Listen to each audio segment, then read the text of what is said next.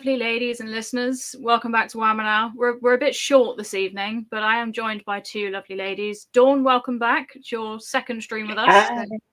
It's all new to the Yes, scene. it is. Thank you for joining us. And Modor, welcome. Hello. You've got me here at last. I've got you here at last. You have been on stream with us before, but under a different name. So yes, it's not like you're completely new to what we're doing. No, it was a while ago though. It was a while ago. In fact, I can't remember how long ago, to be honest. Probably best not to. I can't remember what the topic was either. That's bad, isn't it? Oh, I don't know. I think we just ended up talking sort of quite generally, really. Just I can't remember Yeah, but it was quite a good one. I do remember that. Well, fingers crossed tonight will be just as relaxed. We'll have another relaxed chat. I mean, tonight's topic, I think both of you definitely have experience on. I not so much. The topic being toddlers, terrible twos, and how to survive toddlerhood. Because we've had a couple of mums in the chat raise some concerns recently about their own toddlers or their friends' toddlers and varying things that are going on in their lives. So what better than to have two lovely ladies to help those mums through these difficult times. So it was just a cozy chat. What was the worst part of toddlerhood? Did you have a bad time with your toddlers? Well, we better not let the silence go for too long. Yes. You go first, Modor. Okay, then. I don't. I mean, this is. So I had three youngsters, and I expect there were. I remember there was like the odd occasion with all of them, but I don't remember it being incessant, prolonged, or, a complete disaster. They've all turned out really well. So something must have gone right, really. I don't know. What about you, Dawn? Oh, gosh, yes. No, there were a few moments. I had, mine were close together, 17 months between them. So, right. Yeah, yeah. So it was full on when they were both at the toddler stage, different stages. So, and the younger one was like a very emotional boy. He'd just crack the shits constantly. We call it cracking the shits. Whereas the older one was more passive and just got along with things. And I always said if I'd have had the younger one first, I wouldn't have had any more children. It was insane. So yes, I went through the oh my god, I've got a monster, and so I did a lot of reading. I have nobody my age who had children at the time. I was from England. My parents weren't here. My husband's family, one was in the UK, the other one was over here, but unavailable. Say that in the nicest possible way. And so I had to work through it pretty much all on my lonesome. I ended up joining mothers groups, and I learned a lot through them. And there was another child at one of the mothers groups, and then I suddenly realised that mine was actually quite normal. It was the first one I had that was the easygoing one, and the second one was just a normal toddler. And so I just had to learn all the skills, tactics, distractions, getting through to them emotionally, how it was making me feel when there was misbehaviour. And so then everything just sort of fell into place. And the number one thing with him was routine. Oh, and if we ever got out of a routine, you'd have to bring him back again. and refocus on, with him, and just say, look, it's just a bit different today. We'll do this instead. And you sort of work through it that way. And now that I've got grandchildren, 10, 8, and 19 months, I'm going through it again. Does it feel different, though, because you're a grandmother now rather than mother? Yes, absolutely. Yeah. And because it's not full time, but occasionally I'll have them for the whole day, and I'll feel the stress at the end of it. But like when it's like overnight or just for a couple of hours here, there, everywhere, then they're just always on their best behaviour in shorter circumstances. But then when you've got to deal with the I'm tired now and I'm going to crack the ship. Yeah, but it is different. Do you have grandchildren? No, I'm not quite there yet. Okay. And there's no need to rush. They can all take their time. They've only just got married, so so the eldest one's just got married, and the middle one's about to get married, and the youngest one, no, he's going to give his mother a break. So yeah. Because the grandparents' relationship with a toddler can be completely different, and I do, I do remember back when, particularly my eldest, when he was about 18 months, and he would not settle, and he was quite committed to staying up, frightened of missing anything. Actually, it was to have his grandparents there was an absolute godsend. Because so close to me, he wasn't going to give me any let off.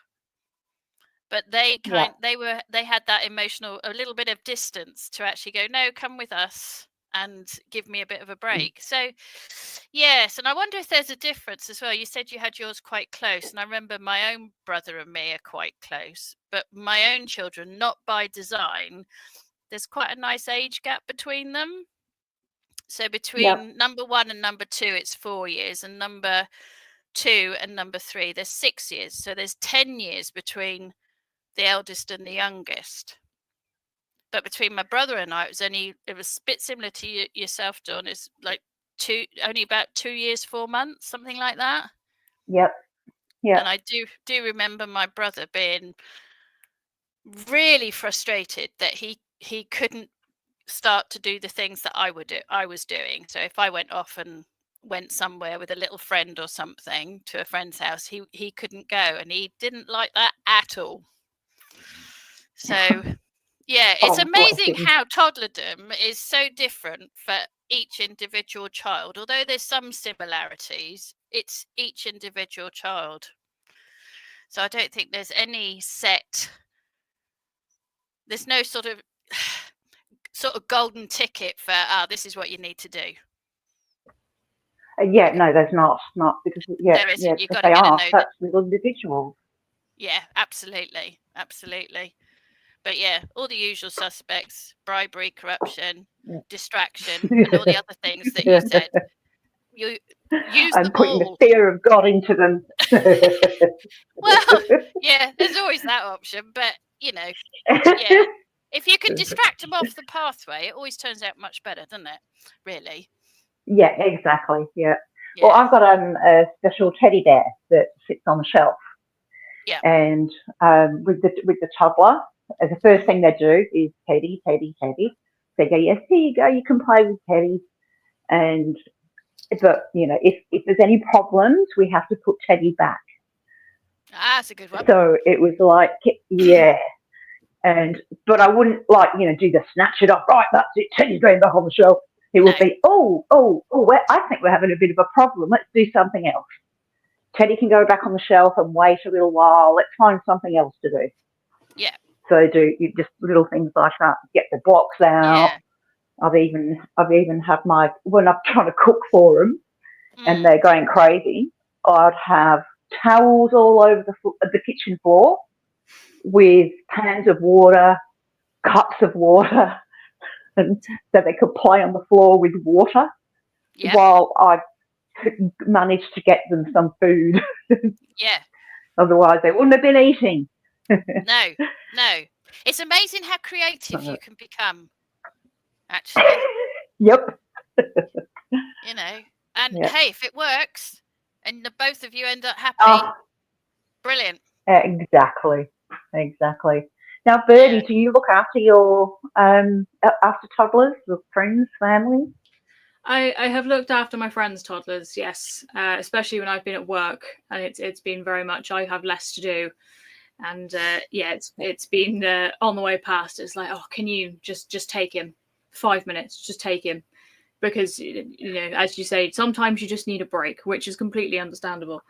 A question for both of you in regards to keeping toddlers happy, should we say? Now, my friend is very good at, like you say, coming up with random things, and we tend to give the toddlers spoons when they come down to see us at work, because we have a big kitchen, so it's right, here's a wooden spoon, have fun, and they absolutely love it.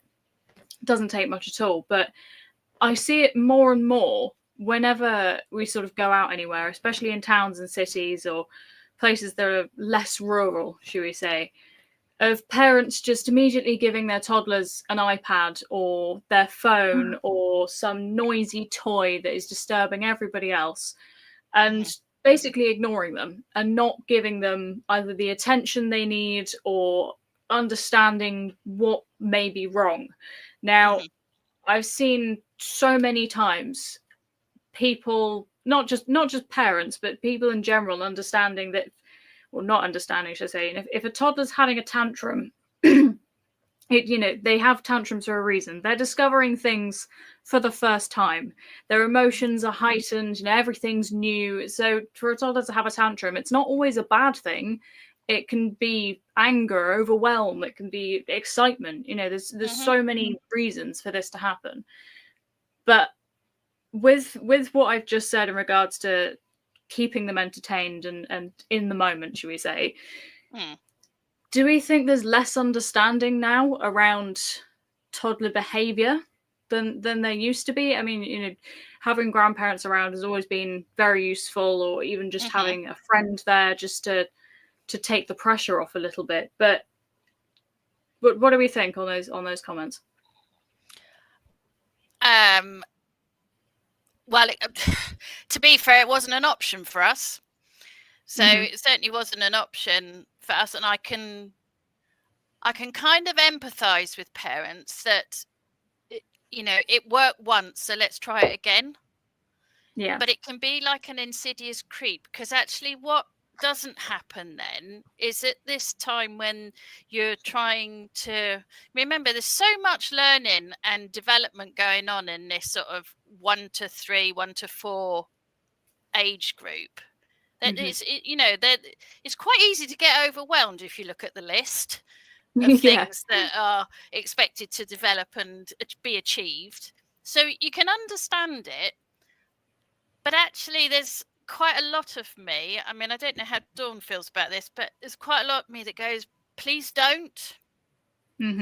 If you can possibly, but don't. Start to bring them in, because how are they going to learn how to be in that setting and be happy if the instant answer is an electronic device? Yeah, and coping with all the emotions, etc. And again, we'll let Dawn have your opinion in a second. But when it comes to, if they're not going to understand what that emotion is or why they got upset in the first place if you're not engaging with them. If you hand them a distraction, then you're distracting them from learning. Essentially, they are learning how to be human, how to have those emotions. Like we did. I mean, I remember taking like a colouring book and pencils, or tiny cars were a particular favourite. Loads of tiny cars. And then you can try and have a little tabletop game. But I think as well, it is hard because it's not usually a whole family experience, or if it is, then it's a huge occasion. There's lots of expectation on that, and they must pick up on that. Mm-hmm. You know what I mean? And it just kind of adds to already a scenario where perhaps they might be a bit unsure of how to be there. Yeah. You know, so I don't know. I think I wouldn't say not do it because I think it's very judgy. It can be quite a judgmental thing. You know, give them an electronic device. The parents must be lazy. No, they've just earned 5 minutes so they can actually have a drink. I see the sort of iPad electronic device as today's equivalent to the colouring book in some ways. Yeah, I suppose so. And if there's like an educational game on it or something like that, then it gets. But the thing is it's still a connection with a device which keeps them isolated. They're not seeing and they're not learning finer motor skills that they would with a colouring book either. Yes, they like I find that. I mean, mine aren't raised.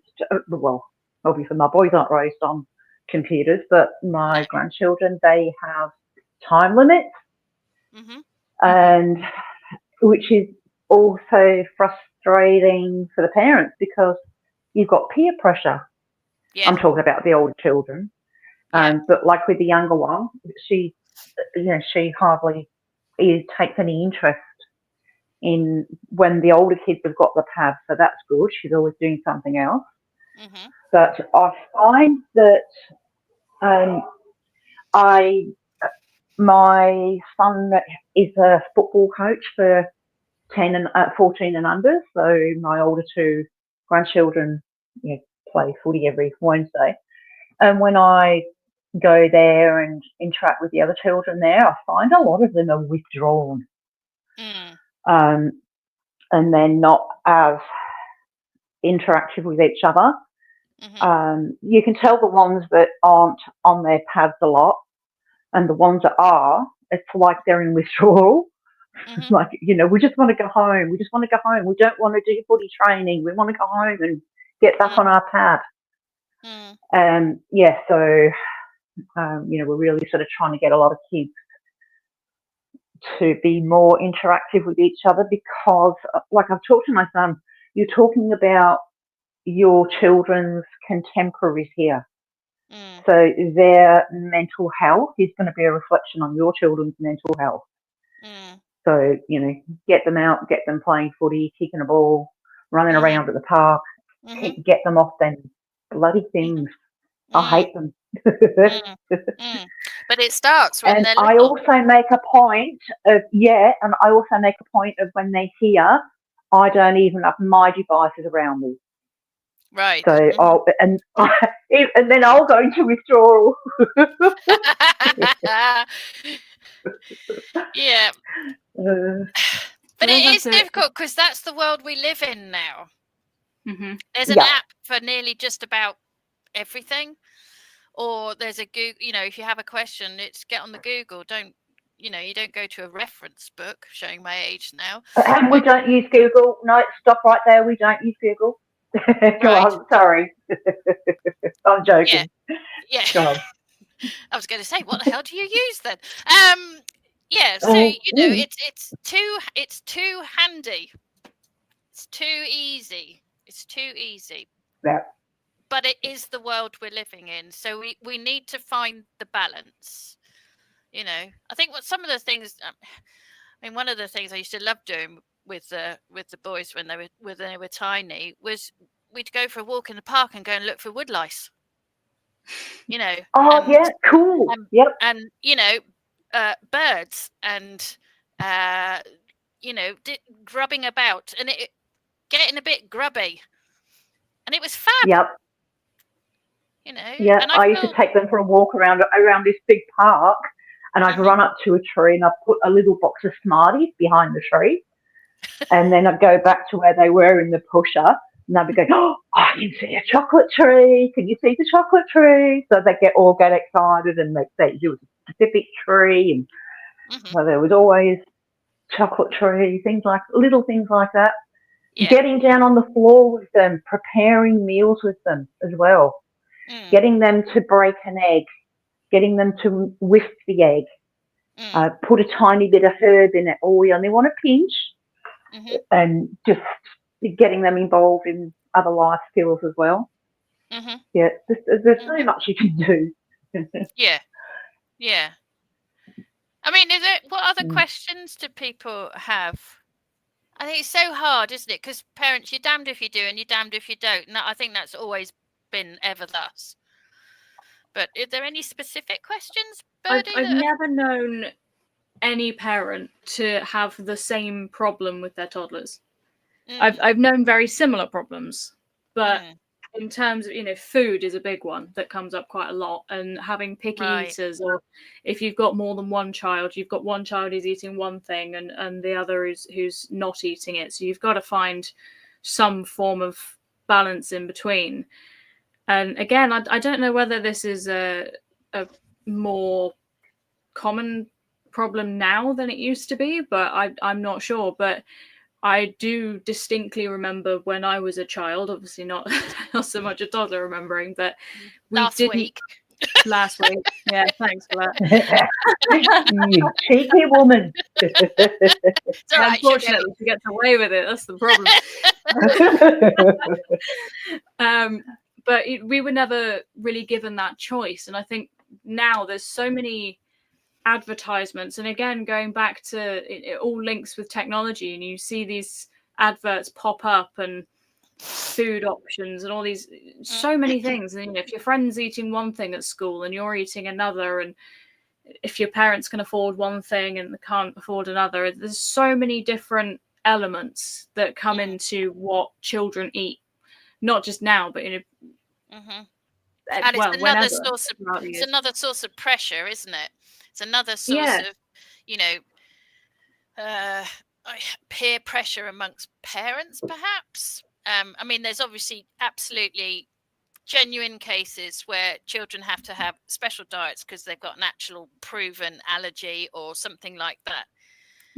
But I'm sorry, there was one meal on the table, and the choice was you eat it or you don't. Yeah, see, that's the choice myself and my sister were given growing up. But I do see more and more cases, throughout friends and cousins, etc., with toddlers or very young children who I wouldn't say they've given up, but they are finding it very difficult to get their children to agree, especially if they're very close in age. And it's a case of, instead of them throwing a tantrum, they'd rather just give them whatever food they'll eat, just so that they're eating. As long as they eat something, which I do have sympathy for them, because if you get to the point where you are at the point you have to just say, right, as long as you're eating, fine, we can deal with this another day. Would you say it's quite difficult to bypass that? If you're at that point, then it's quite difficult to get out of it, or do you think there's a way ahead? How would you deal with that situation? I think again, yeah, carry on, Dawn. I was a stuck-up. I gave mine lots of choice. So, like, mealtime wasn't mealtime; it was picnic time. So there'd be chopped up fruit, chopped up vegetables. There'd be pickle, olives, calamari rings, chicken nuggets, a bit of a sandwich, and they'd pick off each other's plate. So what one didn't want, the other one would eat. So I just looked at it and I go, well, all right, you've had all the chicken nuggets, you've eaten all the calamari, and now you're munching down on the cherry tomatoes. So it was just giving them stuff. But I'd sort of cheat. I'd prepare like veggie strips that would go for 2 or 3 days. So I just have to pick them out of the fridge and make a platter up, and then go, there you go. And but we'd all eat at the table as well. So we'd have our food, and they'd have a little bit of our food as well if they wanted to eat it. So, I was shocking that way. And then I became a short order chef as they got older. So if one wanted, I'd make spaghetti bolognese, one would wolf it down with, half a packet of Parmesan cheese on top of it. But the other one would have to have it in a taco shell with lettuce and cheese, cheddar cheese. So I sort of became a short order chef, but the basis of the meal was the same. Sort of worked it out that way. And yeah, now, like when the children come here, we don't have chicken nuggets. We have chicken schnitzel chopped up. And they eat it because it tastes the same. So, but yeah, no, I know that my son and the children's mum, like, she'll just give them anything just to get them eating. But yeah, no, she always gives them healthy options. She's been brilliant. Yeah. But no, yeah, no, it is difficult, and it is Bertie's right. Like the switch off that bloody TV so they don't see the advert. But then they go to daycare or a play group, and the other kids will have a packet of chips, and so you sort of feel obligated. Is if somebody else is looking after the children. So let's say grandparents have them for the day, and then they give them something else, or they give them whatever they want. So by the time the parents come back in the scene and they say, no, you're not supposed to be having that, or we're having this tonight, and they suddenly go, well, I don't like that. Granny gave me this. That's I would say it's a bit of a conflict. Pack it back and go and move to Granny's then. I think that's another awkward situation, because it's, as much as you want to say, grandparents are supposed to be the ones who are allowed to treat the kids, are allowed to give them sugar if they want to, but to a certain extent, when it comes to routine and dinner time, etc. I this is my opinion. Feel free to have a go at me if you wish, but I do think you should be listening to the parents there. If the kids have a certain diet or a certain time they eat, etc., and they all eat the same thing, so there is no arguments between them when they get home, I do think you should listen to the parents on that. Yeah, I agree. But they can still have the icy pole. No, I agree. You are the parents. If there's something you particularly don't want your children to have, or you don't mind, then it's got to be kind of a negotiated thing. I think the thing we've got to guard against is kind of picking the battles, because what we don't want is food to become a battleground. Exactly. Yeah. So, and at the end of the day, the children are going to be at home more than with the grandparents in most cases, I mean. So it's the parents who are going to have to pick up the pieces if that routine goes out of whack, or they suddenly stop eating various foods, or that's the parents who are going to pick it up. And going back to at the beginning when we said toddlers are investigating things for the first time, that everything's new to them, that can actually cause even more battles when it comes to tantrums and dealing with new emotions. It can cause more issues. So but I think with all their tantrums, though, even whatever's kind of started it off, there are opportunities to divert so it doesn't become the tantrum. Because I don't know about you, John, I could definitely tell there was like a Rubicon that the children would cross from being in a mindset where you could actually use all your other skills, distract them, but just occasionally, nope, they'd get to the point where they were committed, and in that, it's be with them, but let him get it out of the system. But we can't have that with food, because food's important, but food should be fun. Food should be great. I mean, I know perhaps I sounded a bit hard about, eat it or go hungry. I mean, it was quite nice food, but the younger ones would have exactly the same as us, but it would be blended. It would be all, so they could have it. So it was all part of the same thing, but there's no There's no devices at the table. It's talking. Don't believe in silent meal times. That's a complete no-no. Have a chat. Who's been doing what? And eating becomes part of a social event every day. Yep. There was actually one time I gave in because my children always straight away turn the TV off. Dinner's ready. Yeah. Telly goes off, and they'll come and sit at the table and wait. So that was the routine. But when they got a little bit older, there was a new Simpsons being released, and I was late from work. So dinner was ready while this new Simpsons was on. So I moved the dining table, turned the TV around, and we watched it while we had dinner. But that was like a treat for them. They just couldn't believe it. Yeah, absolutely. Even now it feels like a treat if we have something in front of the telly. You know, it's a treat, but it's absolutely not the normal thing, even now.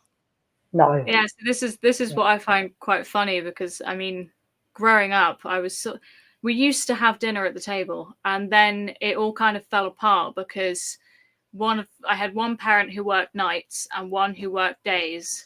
And me and my sister were quite young, you know, being together at the same time for a prolonged period of time, or enough time to actually eat dinner together, was unheard of. So we all sort of just ate at different times. And even when we got a bit older, we kind of just sat in front of the telly, we didn't talk, and we just ate. Which I feel like a lot of people are like, oh yeah, that was really nice. I'm like, well, actually, no. Now that I'm older, I wish we were at the table more, and we did talk about our days, and we did have a bit more of a family connection that way. But you kind of have to understand that wasn't perhaps possible for my parents to do that. So, you know, there's no blame at all. And, you know, for them, it was just easier to do it that way. But I do find it funny now that myself and my husband, we've had to sort of break the cycle and make sure we do eat at the dinner table. And now we make a point of it. You know, we will eat at the dinner table, and we make ourselves eat at the dinner table. Not just because I'm the idiot rabbit who jumps on me constantly. I apologize for the thudding in the background, by the way. That's her being a nuisance. But you know, if it's maybe a Saturday that we're home, and that's when we'll say, oh, let's eat in front of the telly. We'll treat ourselves and eat in front of the telly. But yeah, it's different for every family, and it definitely depends on the circumstances and what families. And I think that's the thing. I think there's too often there are people out there telling you how it should be, must be, with no wiggle room or anything else. And if you don't do it like this, you're immediately classed as a bad parent. Well, that's utter rubbish. You have to do it. You have to have your routine, what Dawn was mentioning straight off, which is a good thing. But it's your routine. It works for you and your family. Absolutely. You know? And what works for you might be the complete opposite of what somebody down across from you has for their family, because there's working, there's perhaps caring for other members of the family. There's all sorts of things going on now. Yeah, I think a lot of people forget that, and it's so common now, again, with social media, and it's so much of, oh, but you should be doing it this way, or your kids aren't healthy if they're not eating this, and it's a load of nonsense. You know, you as the parents, you know, I would like to hope, you know your children best. You know how they're going to behave in certain circumstances. You know what they're going to eat, what they're not going to eat. And like you said earlier, Mojo, you know the on and off switch of, oh, we're heading towards a tantrum. Okay, let's work with that. Let's not push against it. Let's actually work with it. Whereas I don't want to say ask a lot of these little people. Yeah. Really everything's new for them, and I think people tend to forget that. The tantrums are natural. Yeah. I mean, God, adults have tantrums now. Yeah, and they are overwhelmed. You know, you come across an overwhelmed woman. I don't know who you could be. I don't know about any member of the panel here, but yes. Although I'd like to say I've not thrown myself on the floor quite that often, but it's a really hard time. But I think the biggest message is this will pass. This phase Absolutely. will pass, and out of it will come a little person ready to go for the next big thing. Yeah. That's what you're doing. It's not something to be. I mean, Dawn might want to jump in, but it's not something to be survived. It's not a No, it's battle. not. It's part Yeah, of them growing up. It's a very important yeah, part, but they're growing yeah. up. Yeah, and also another thing to focus on too is whatever stage you're going through, you're bonding, and Yeah. your qualities are being passed on to that child, and they're going to be carrying that through. I watch my son. He does things with his children that I did with him, and you go, oh, Yeah. oh, it worked. Yeah. And so it's also focusing on that as well. It's not just you're trying to create a decent human, which you will, but it is you're constantly bonding with that child, and will do forever, really. Absolutely. Yeah. Do you think opinions have changed now?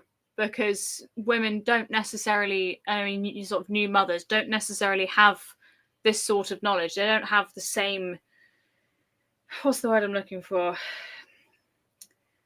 Support, I suppose, as we used to. Grandparents used to live a lot closer, and you may have had siblings nearby or somebody to help, or even your midwife or your GP were able to help in these situations if you couldn't handle it. But I see less and less of that. Every year that passes, I see less and less support for new mothers or mothers with toddlers. And although there are still the sort of mother groups out there, they all seem lost in their own sort of way. They don't seem to lean on each other or ask for support or sort of question why their toddler may be doing it, or even understand that their toddler is going through these new emotions. They just assume that, oh, well, it's the terrible twos, we just have to deal with it, when that's not really the case. I think things have changed. Well, I suppose I was a case in point there because I didn't have support. But I think I'm just a bit different. I think if I didn't have my experiences growing up, I don't think I would cope very well at all. But due to the experiences I had growing up, I worked through it. And that's what you have to do. If you need help, you have to go out and get it these days, without a doubt. Ask. If you're having problems with a toddler. Yeah. I mean, and then you've got all these cases of autism these days too. I couldn't imagine. I do think it's harder for, I wouldn't say vulnerable mums, but if you're saying that a parent does need help, they're not really encouraged to get help either. I'd say it's easy enough saying to a mum who may be struggling that, oh, we'll go and find help. Chances are she probably won't, because she'll, in what we've just been talking about, it's so common to be sort of pit up against others and trying to prove yourself, and all this peer pressure, and think, well, they're doing okay, so why am I not doing okay? What am I doing wrong? And it may be absolutely nothing. There's that constant comparison all the time when there shouldn't be. But that's leached out into all aspects of life. It's not just parenting. And the biggest culprit for all of that is social media, because everything is analyzed and under a microscope. I mean, look at us now. We're on we're broadcasting to the nations. Absolutely. It wouldn't have happened. This would have been the sort of chat you'd have perhaps in a group, perhaps. I never in your living room went or to down in a cafe. I never went to any groups, and I was pretty much on my own and just kind of working it out as I went, winging it, really. Yep. I think it's sad, everybody, because you're so distracted by all this other stuff that's going on, which actually takes you away from the nuts and bolts of, these are your children, and we had them because we kind of love the idea, and sometimes it's really bloody tough. Sometimes you do actually think, I don't know why I did this, but there's no going back. No, I think really important to remember as well that somebody actually, it wasn't me who said this, but somebody else said this to me, and it was somebody I worked with, and their friend has got a teenager, and it was the classic, the teenager was being a bit of a madam, and the mum and teenager had kind of crashed. But the comment and discussion that came out of it was what children forget, I think, when they get older. And what a lot of people forget with mothers is that it's not just the child going through this for the first time. The mums are going through it for the first time as well. Yep. When you first have a child, you've never done this before. And dads, exactly. Yeah. So, the parents, you've never done this before. So you're learning just as much as they are. So you've got to kind of work with that and learn together and understand that there may be some tantrums along the way, whether it's parents or children. There may be some tears, but we'll get through it. It's not going to last. It's fine. Yeah, they don't come with a manual. You have to write your own. Exactly. And then just realise that manual won't work for their brothers and sisters. You'll have to write another one. Yep. Because they're completely different people. And that's it. Every child is completely different. So there should be a different way of going about things because no child is the same. So the comparison is absolutely nonsense when they say, oh, your toddler should be doing this and they shouldn't be doing that. Well, no, because my toddler they will get there. They will get there. All being well, they get there. But take the pressure off because they'll pick up on that pressure. Yeah. What do they learn? Yeah, absolutely. Being an adult is going to be pressurized, and aren't you sowing the seeds for other things that you don't really need? I think that I'm looking at the time. I think that leads swiftly into the next discussion I'd like you ladies to have a comment on, and that's bedtime and sleeping and nap time, because a lot of people seem to have problems with toddlers sleeping. And if the toddler's not sleeping, the parents aren't sleeping. And I identify with that one. No, good.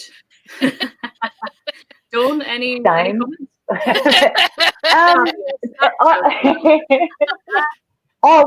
It'd be the routine again. Your pajamas, the bath, a snack to eat, do your teeth, and then we'll watch this or we'll read that, and then it'll be 10 minutes to go, and mine went through a stage of going, no, and I've gone, okay, 7 minutes. So if they complained, I'd shorten the time. So I do it jokingly. And it was the same when it's time to leave the park. 10 minutes, guys. No. Oh, okay, 7. Yeah. And so and then it'd be 5 minutes, and 2 minutes. No, it's not that they've got the concept of the time. They just know it's coming. Yeah. They don't know what 10 minutes really means, or 5 minutes, or 2. But they know that it's getting close once you get into a habit. And then, get them into bed, make sure they've had a drink. If neither of you had problems with the actual sleeping portion, were there any, going on what you've just said, Dawn, and from what my friends have told me, did either of you have any issues with actually getting them to bed in the first place? Was that ever a problem? No, not getting them to bed. No, that was always quite nice, actually. Occasionally. Yeah, that was a nice part of the day. I used to look forward to that bit, bath time, sleepy suits. One of them used to like going through the models of cars and looking at different parts, and he could name them all, but that was part of his bedtime routine. Sounds a bit weird, but it worked for us. Unfortunately, number 2 was great at the bath time, getting into bed and then having a little bit of a sort of toddler chit chat. but then as soon as I left, 5 minutes later, he would projectile vomit on the carpet. For no other reason other than he didn't want to be away from us. Yeah, so that became quite tiresome. And we got into this is the insidious creep again. Two fairly intelligent adults winging it on number 2 because the first one was fine. So the second one got us into a thing about, perhaps delaying bedtime a bit, and then it slipped a bit. Then it was wait until he'd gone to sleep to carry him up, and all this kind of thing. I can see why sleep is a torture technique. It was really hard. But then this is where knowing your resources. In the end, I phoned the health visitor and said, I can't do this anymore. Mm-hmm. We've got to sort this out. And she gave me a strategy which worked in about 6 days. It was brilliant. Oh, good. But it's that creep. You suddenly realise what this little parcel of loveliness has now got you doing, all to avoid yet another vomit through the cot size or something. They're very clever. They're very clever. Oh, yes, they are. But we got through My problem wasn't so much getting them to bed. Mine was them getting up bloody early. As soon as the birds started singing, so, 5 o'clock in the morning and they're up. I'm like, oh, my God, I feel like I'm going to bed myself. So, and I had to get up because if I didn't, they'd get up for so much mischief. Yeah. Like the flour would come out of the cupboard, there'd be mounds and cars and diggers in the flour and the sugar be mixed in with it. And, lovely. Or they'd get into the fridge and eat whatever chocolate was in there. So I had to get up with them. But actually, knowing your resources for those things. So if I could give the benefit of hindsight, which is not something that I would necessarily engage with, just if you're having an issue or you're concerned at all, go seek some advice or wisdom, either from a relative, by the phone, the Facebook, or your health visitor or somebody like that. And get the information that you need really and give things a go. To understand and realize when you do need help as well, because I've had a few friends who have they've come to me in tears and they're like, I can't do it, and I'm like, right, breathe, and you always have to calm the mum down so that you can calm the toddler down and then go, right, I don't know what I'm doing clearly, so I'm going to distract the child whilst you go and make a phone call to whoever you need to talk to. And 9 times out of 10 it's their mum, or their grandparents, or so it's knowing when you need help, and I think a lot of people do struggle with that sometimes. But if you're struggling, it's okay to ask for help. Don't think you're doing anything wrong. It's okay. No one ever said that being a parent was easy. You're not going to know everything about everything when the moment you have the baby. You're not going to know everything, and it's trial and error. I think because every child is different, it means that every mum does things slightly differently. So actually talking to these other people might actually help you, because you can try different things. If that's not working, you go, right, well, what did you do? What's your tip? Okay, well, I'll try that. Well, if that didn't work, okay, well, we'll ask somebody else. What did you do? And these are where having groups is really, really good when it comes to this, or just trying different things. It's okay to try different things, and it's trial and error. For some people, that the mother and toddler groups and things like that, whether they're online or whether they're face to face, which is always preferable, but just having that camaraderie of you're all kind of going through it at the same time and to different degrees, and just having those conversations about, well, what did you? Oh, I tried this last night and it worked. Give it a go. They're brilliant little interactions, really. Yeah, absolutely. Yeah, and there were some things that I tried too off my own bat, and I remember thinking there's a couple of things I was like, oh my God, my sons are going to need therapy when they're older for this.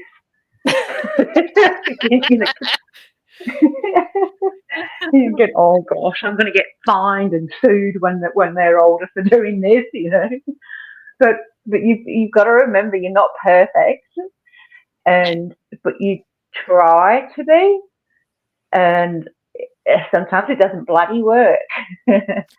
But no. if anyone listening to this who's looking for answers, who is looking for answers, not just your way listener, then you're doing the right thing because you want what's best for yourself and your children. So congratulations for being here if that's you. Yeah. And it will work out. We have quite literally created a stream for people who may need some guidance and some help. But yeah, no one ever said it was easy. No one ever said it was easy. No, and it isn't. And it isn't. And, to not just the mums, but the dads as well. Sometimes, if you can be working as a team, whether you're together or whether you're not, that can be such a good resource in itself, if that's possible. Sometimes it's not always possible, but if it is, dads, you're just as important. Mm-hmm, absolutely. Yeah. And I think especially when it does come to routine as well. I've seen so many parents struggle with getting the child to bed because the dad might go to bed later than the mum, or they're doing one thing and mum's doing another, so the routine becomes broken because the parents aren't working together in the same routine. So even then, even just something, I say it's as menial as a routine, but routines are incredibly important. Yeah, be creative. But it doesn't all have to be on one parent. And sometimes there can be breaks. It's different tonight. You explain it's different tonight. We're doing this tonight. Because you can't always adhere to a strict routine. I mean, gosh, my house was known as Camp Dawn because I was pretty strict. But there were times when the routine had to be broken for whatever reason. So you just got to say, oh, we've got to do this now. Are we okay with that? Let's do this. Can you help me? Can you help me because we need to do this? And involving them is a big key. Yes. Yeah. Fundamental, I think. Yeah. Have a routine, but just allow some little wiggle room because life has a nasty habit of throwing us fastballs and we need to adapt. And that's a great lesson for the children to grow up with. Yeah. Be able to adapt to routine because so many can't. Yeah. Are you getting any feedback yet, Birdie? Is there anything that we said resonated with people at all? There's been a couple of comments. I'm half fighting with a rabbit at the moment because she's decided to start digging the blanket next to me. Lovely. First comment was actually added before we started, but so Olha, apologies if I'm saying that wrong. Very interested. I have two sons, 12 and 8, both very different, but toddlerhood wasn't a difficult phase. Infancy was because of no sleep. Then it's been getting easier, sort of. And just when you think you cracked it. Sort of. That is so true. It does get easier. Yeah. It does. And it changes, doesn't it? It changes. Whether it's your experience. Whether it's your experience, you've got to know each other. Because don't forget, they're developing their personalities and they've got to work out yours as well. So, you've got to know each other, you know what to expect, you know what buttons to push. You also know your limits. And it does get easier. Yeah. Absolutely. Anything I'm sure else? you're doing very well. Yeah. We have two other comments. Two other comments from Amber. One I agree with and one I don't. So the one I don't agree with is if they're hungry, they'll eat. From experience, no, they won't. No, I have had my friend at work we tried everything, and it didn't help that he wasn't actually very well. He was slightly ill as well, which didn't help the situation. But we knew he was hungry. He hadn't had his lunch, and it was now dinner time, and he hadn't eaten anything. So we knew he was hungry. He did not want to eat anything. He refused, which of course made him feel worse. And because he felt worse, he ended up being more grumpy and more throwing a tantrum. We got there eventually, but we had to try absolutely everything. And we passed him round sort of 5 different women who were there, and we all tried different techniques and different foods and absolutely everything. But it took a while. It did take a good sort of 4 hours to get him to eat even anything. And by that time, I think he was more tired than anything else. But he refused. And he was definitely. It is a bit unusual for children not to eat. So if they're not eating, then start being your own detective. Okay, what's this about? Yeah. Are they ill? Is it something they don't like? Are they tired? You know, I get it now. If I'm too tired, I can't be bothered to eat. You know. You know, when did they last have a nap? It's you've got to work all these things out with them. Yeah. You know. So what's the other one? What's another one? The other one, the other question, which I do agree with, is motherhood is isolating these days. Yeah. Which I do think it is very much. I do think it's isolating. We've had this discussion briefly within either behind the scenes or various other circles that as soon as you have baby nowadays, it's okay. Well, you're fine, baby's fine, off you go. You're out of hospital, or the midwife leaves you at home, wherever you may be, and you get no support. That's it. You're on your own. Off you pop. There's no support in terms of your midwife anymore. It's or your healthcare provider. Yeah, it is very much off you go. I think what I'd like to say is, I get motherhood can be isolating, but I don't necessarily think that it's just these days. I think. Was it ever thus? There are moments when you feel completely on your own. And that can be hard. That can be hard. But, you know, reach out. But what you've also got to remember is that you might feel that you're completely on your own and nobody understands what you're going through. Yeah. But like you're saying about the person across the street with children the same age as you, they're thinking exactly the same thing. Yeah. Yeah, you're not alone. You're not alone. No. And the other thing on that is also, you know, mums, hold on to who you are. You know, who Modor is and who Dawn is. You know, hold on to who you are because you can very quickly kind of feel like you're disappearing into you're somebody else's partner and somebody else's mum, and people forget to ask how you're doing. So tell them. Yeah. And I think on that, it's slightly off topic of toddlers, but something that has been coming up recently is when the dads actually call the mum or their wives mum a little too often. So they almost forget to go, oh no, that's my wife, that's my partner, that's my team player. Her name is.